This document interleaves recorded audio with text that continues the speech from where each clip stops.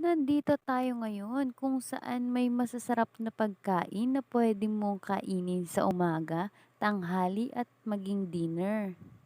Pwedeng-pwede kang pumili ng kahit na anong gusto mo. Kahit pang merienda mo pa ito o pang pulutan ninyong magbabarkada. Sigurado akong magugustuhan mo ang mga pagkain dito at talaga namang babalik-balikan mo ang sarap. Dito nga sa labas ay makikita mo yung mga pagkain at ang presyo na talagang swak naman sa budget mo. At hindi mo pagsisisihan ang lasa ng mga ito. Ganito yung aura nila sa gabi at mas maraming tao nga pala ang dumadayo dito kapag gabi na.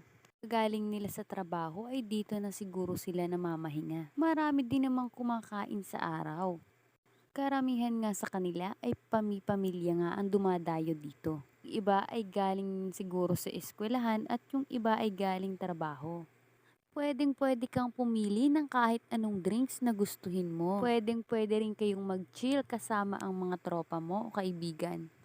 Una ko ngang tinikman ang bestseller nila dito, ang beef pares, na talaga namang babalik-balikan mo sa sarap ng lasa. In fairness at napakalambot ng karne nila dito guys. Hindi lang yan at unlimited din ang sabaw ng beef pares nila dito. Sinunod ko na ngang tikman yung fried chicken nila dito at talaga namang nanunuot sa loob ng karne ang lasa. Tamang-tama sa fried rice na kapartner nito guys. At binalikan ko na nga yung beef pares kasi hinahanap-hanap ng panlasa ko.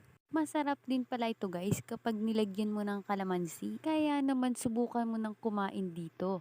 Dito lang yan sa Master Pares at Jaira's Food Corner na marami kang pagpipili ang pagkain na talaga namang swak sa budget mo. At sigurado akong babalik-balikan mo. At may lugaw din sila dito guys na sa 25 pesos mo lang ay may nilagang itlog ka pa. At pagkatapos mong kumain ay pwede mo nang tanawin sa harap nito ang dagat. Kita mo yan dito sa Bagasbas Daet, Camarines Norte.